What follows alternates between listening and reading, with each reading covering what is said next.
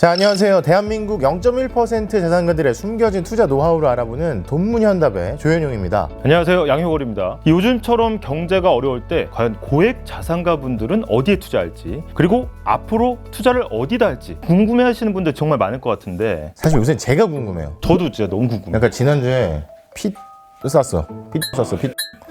너무 짜증나. 아마 눈에 익으신 분들도 계실 텐데 여러분들 궁금해하시고 저희도 궁금한 점을 속 시원하게 풀어주실 분을 또 한 번 모셨습니다. 안녕하세요. 돈문현답 1편에 이어 다시 만나 뵙게 돼서 반갑습니다. IBK 기업은행 이경원 PB입니다. 안녕하세요.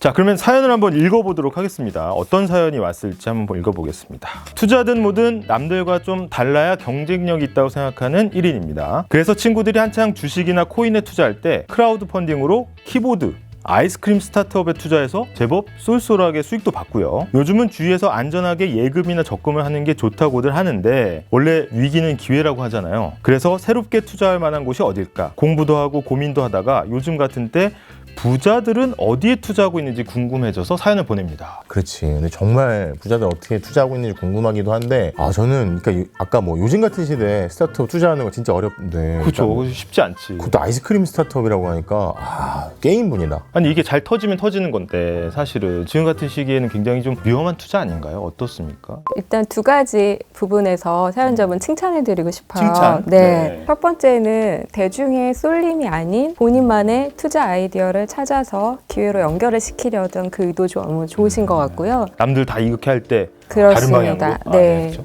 그러기 정말 힘들잖아요. 힘들죠. 네. 두 번째는 공부를 한다고 하셨잖아요. 투자를 하기 전에 거의 이거는 반은 투자의 성공이라고 보셔도 됩니다. 왜냐하면 사고가 났을 때 공부를 시작하시는 분들도 제가 많이 봤기 때문에. 맞아요. 네. 근데 이분도 지금같이 좀 혼란한 장에서는 어떤 부자분들이 어떻게 하는지가 되게 궁금하신가 봐요. 그러니까 이게 뭐 위기가 곧 기회다 뭐 이런 일이 있긴 한데, 계좌가 막 확 녹아버리면은 그 생각을 잘 못하게 되잖아요. 근데 이게 크게 성공하신 분들, 또 약간 투자에 성공하신 분들 보면 그 위기를 기회로 삼아서 극복하신 사례들도 꽤 있잖아요. 고액 자산가 분들은 좀 어디에 좀 주목을 하고 있을지 그게 좀 궁금하긴 한데요. 어떤 걸 고액 자산가 분들이 기회로 보고 계시는 것 같아요, 이번에? 투자에 대한 성공 경험이 있으신 분들은 지금 이 시장에서 새로운 기회로 보고 있는 부분이 내년도에 새롭게 변할 주도주, 혹은 지금 소외된 자산, 그리고 내년도에 이제 경기 침체를 피할 수 없다고 하면 그 경기 침체 이후에 떠오를 자산군은 뭘까, 이런 고민들을 하고 계시는 것 같습니다. 뭐 공포의 사고, 환호의 팔아라 이런 얘기가 또 있잖아요. 그렇죠? 이 고액 자산가 분들은 어떻게 보면 큰 사이클을 좀 보시는군요. 다시 올라올 때를 기다리면서. 네.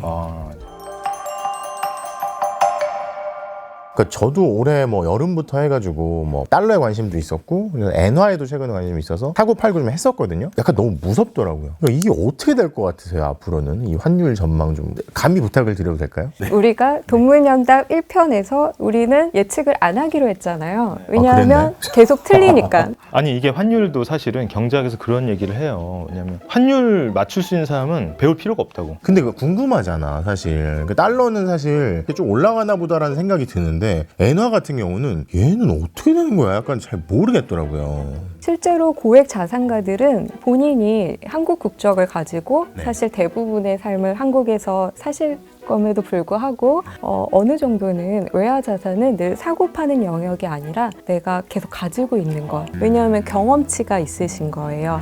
대표적인 안전자산으로 분류되는 달러의 경우 내가 달러를 보유하고 있으면서 이거를 매도를 하기에 꽤 적절한 시기가 오면은 이거를 팔고 다른 쪽에 위험자산으로 갈 수 있던 시기가 역으로 이렇게 왔었던 경험치가 있는 거죠. 그러니까 뭐 예를 들어서 지금 싸졌으니까 지금 빨리 들어가서 사자 이게 아니고 항상 자기 자산군의 일부로서 외환 포지션을 가지고 있는 게 이제 자산가 분들의 어떤 특징인 거네요. 맞습니다. 그래서 외환위기 이후부터 평균적으로 정답은 없지만 1,130원 정도 달러 환율이 되면 1,130원 언더에서는 좀 편하게 매집을 하시고 좀 보유를 하시면 그 위에서 좀 매도할 기회가 또 오고, 최근에 또 특이한 점이 보통은 이런 사이클이 10년이라고 봤는데 5년, 3년 좀 이렇게 점점 짧아지고 있어요. 그래서 본인만의 적정 환율을 두고 천천히 매수를 해가시면 좋은 결과가 생길 것 같습니다. 사이클이 막 1년, 3년 되면 이렇게 아주 짧은 건 아니니까 있으니까 그냥 어떻게 보면 이걸 오히려 자금 회전이 더 좋은 면도 있겠네요. 근데 이게 재미있는 게 변동성은 큰데 네. 이게 또 잦아요. 자주 있다는 거죠. 네네. 그래서 제가 오늘 사고 싶었는데 못 사도 뭐 내일 팔고 싶었는데 못 팔아도 기회는 계속 온다라는 특성을 갖고 있습니다. 우리 MTS로 손쉽게 주식 거래 많이들 하시잖아요. 네네. 이렇게 MTS처럼 편리하게 거래를 할 수 있는 인터넷 모바일 FX 선물한 시스템이라는 제도가 있습니다. 인터넷 모바일 FX 선물하는 시스템. 네. 이름이 너무 어려운데? 그러면 그냥 FX 이렇게만 외우셔도 되세요. FX. 주거래 은행을 활용을 하시면 더 우대를 받으실 수 있고요. 매번 어떤 거래가 필요한 게 아니고 한번 약정을 해놓으시면은 주요 통화에 대해서 내가 시세 알림도 받을 수 있고 또 지정가의 매도나 매수를 하실 수도 있고요. 시장 평균가에도 체결이 되는 그런 제도입니다. 그러면은 일단 은행에 한 번은 가긴 가야겠네요. 개인 순수 개인의 경우에는 은행도 안 오셔도 돼요. 아, 그래요? 물론 저희 통장과 인터넷 뱅킹 가입은 기존에 되어 있으셔야 네, 되겠죠. 인터넷 뱅킹 상으로 이 FX 신청을 하시고 영업점에서 승인을 해드리면은 그때부터는 이렇게 모바일에 깔아서 자유롭게 거래가 가능하십니다. 그러니까 요새는 뭐 모바일 뱅킹 안 쓰시는 분들 거의 없으시니까. 아무래도 이제 직원을 통해서 하시는 것보다 똑같이 실시간으로 더 빠르게 주식처럼 편하게 이렇게. 맞습니다. 그래서 적정 가격에서 계속 모은 달러를 가지고 최근에는 뭐 예금 금리도 많이 올랐고 말씀드렸던 외화 신탁이나 뭐 달러 저축 보험이나 뭐 나중에 해외 유학 이렇게 실제로 쓰실 때도 뭐 유용하게 쓰시기 좋은 시스템입니다. 근데 요새 고민이 아까도 말씀을 드렸지만 달러 같은 경우는 약간 믿을 수 있는 느낌? 그리고 어느 정도 떨어지면 아까 1130원이었나요? 당연히 그거 오면 살 수 있을 것 같아요. 근데 엔화 같은 경우는 저도 투자하지만 얘네 믿어도 되나? 엔화를 직접 공략하는 게 맞나? 이런 생각이 들 때도 있거든요. 환율의 정답은 없지만 사실 싸다고 느껴지는 가격대긴 하죠. 네. 근데 여기 접근하시는 방식이 내가 이 가격대에 사서 높은 가격에 다시 팔겠다라고 생각을 하시면 그거에 대해서는 조금 미지수예요. 네, 왜냐하면 우리 기자님 말씀하신 것처럼 엔화가 앞으로 더 힘을 내주려면은 뭔가 일본에서 혁신, 생산성 이런 느낌에 드는 나라의 이제 경제 성적표가 나와줘야 되는데 사실 그 부분에 대해서는 저희가 좀 미지수 부분이 있고 다만 최근에 엔화에 관심이 있으신 분들은 이 엔화를 가지고 시기가 길어도 된다고 하면은 내가 이 가격 정도에 진입을 해서 실물 자산을 구입한 후 좀 더 긴 시기에 열해서 엔화도 상승하고 실물 자산의 매도 차익도 누리는 그런 전략을 세우시기도 합니다. 실물 자산. 그럼 부동산 얘기하시는 거. 맞아요. 지금 엔화가 엄청 쌀 때. 그러면 사실은 엔화로 평가한 일본의 부동산은 되게 좀 싸진 거니까요. 그렇죠? 사실 이것도 좀 상대적인 논리기는 하는데 코로나 이후에 리오프닝이 되면서 호텔 쪽, 리츠 쪽으로 임대 수익 면에서 가장 빠르게 회복할 섹터로 생각을 해서 외국인 자본이 많이 들어가고 있어요. 역사나 관광 자산은 그대로 있으니까 사실 수요가 좀 살아나면 일본에 몰릴 거다. 요새 엄청 가더라. 그죠? 일부 많이 가죠. 네. 부동산은 수요와 위치가 정말 중요한데 일본 부동산이 상승을 했다고 해도 그거는 다 그 도쿄 중심구만 그렇고 외곽으로 가면은 아직도 뭐 10% 이상 두 자릿수의 빈집 현상이 심각하지 않습니까? 그래서 우리나라로 치면 뭐 아파트에 해당하는 타워 맨션 좀 가격도 많이 오르고 그쪽에 투자를 많이 하신다고 알고 있어요. 조심할 필요는 있겠네요. 그러니까 뭐 간접 투자도 생각을 해보고 엔화 매력이 있으니까 자산 가격 측면에서 접근을 해보되 입지 같은 것도 잘 생각해보자 이런 말씀이신 거죠? 우리가 알고 들어갔을 때는 이미 조금 늦은 걸 수도 있다. 이 정도의 경계감을 가져주시면 좋을 것 같습니다.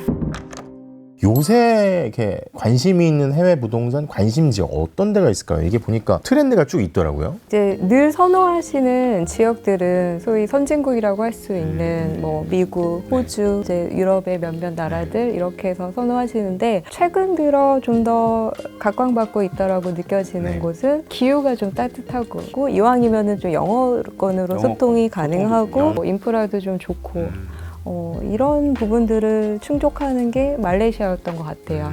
네, 투자 목적에 따라서 이게 공부를 하러 가는 목적인지 내가 은퇴 후에 살고 싶어서 가는 곳인지 또 투자 수익률이 소자본으로도 더 높게 나올 것 같은지 이런 목적들에 따라서 위치 지역 선정에 차이가 나는 것 같습니다. 아, 그럼 여행지로 또 인기 있는 지역에 투자하시려는 분들도 그래서 생기시겠네요. 또 맞아요. 요새는. 그래서 실제로 뭐 스페인이나 포르투갈에 대한 문의들도 많이 들어오세요. 낭만이다, 그죠? 스페인, 포르투갈. 네, 스페인은 일본과 함께 주요국 25개국 중에서 가장 집값이 오르지 않는 나라로도 유명하기 때문에 자산 가치의 상승을 보고 선점하실 만한 부동산은 또 아닌 것 같아요. 아, 좋은 포인트네요. 좋은 포인트예요.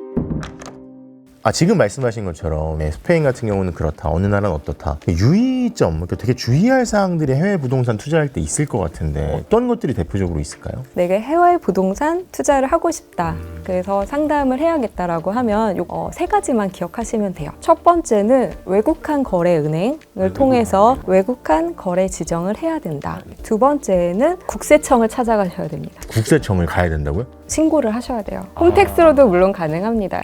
제가 기억하시기 쉽게 은행을 가야 한다, 국세청을 가야 한다, 그리고 현지 은행도 가야 한다. 나는 이런 목적으로 외화를 이제 외국한 거래은행에서 빼서 해외 은행에서 사겠다. 이 신고를 해야 되는 거예요. 가장 큰 그런 리스크는 저는 환율. 수익의 기회가 되기도 하지만 손실이 큰 원인이 될 수도 있는 그런 환율의 문제가 있고 또 우리가 가서 살 게 아니라 외국인의 신분으로 국내에 거주하면서 투자 목적으로 사는 거면 현지에서 발생하는 이런 이벤트들에 대해서 즉각적으로 대응하기가 어렵잖아요. 그리고 우리나라 부동산 하면 사실 매매 절차도 되게 심플하고 물건들이 다들 표준화돼 있잖아요. 아파트는 딱 이제 몇 동 몇 호 나오잖아요. 외국은 또 그렇지 않더라고요. 선진국이라고 하더라도 이제 물건에 대한 편차도 크고 게다가 또 외국인에게는 다른 가격을 적용하기도 해서 의사소통이 진짜 어렵더라고요. 저도 보면은 뭐 디파짓을 걸고 나중에 인스펙션 하잖아요. 이제 뭐가 고장 났나. 근데 일단 다 떼요. 사실 이제 유학생 입장에서 그걸 싸워서 그걸 다시 이제 해내야 되는데 너무 그 과정이 어렵더라고요. 그러니까 직접 부동산 투자하기가 그래서 아마 좀 어려울 수도 있을 것 같아요. 해외.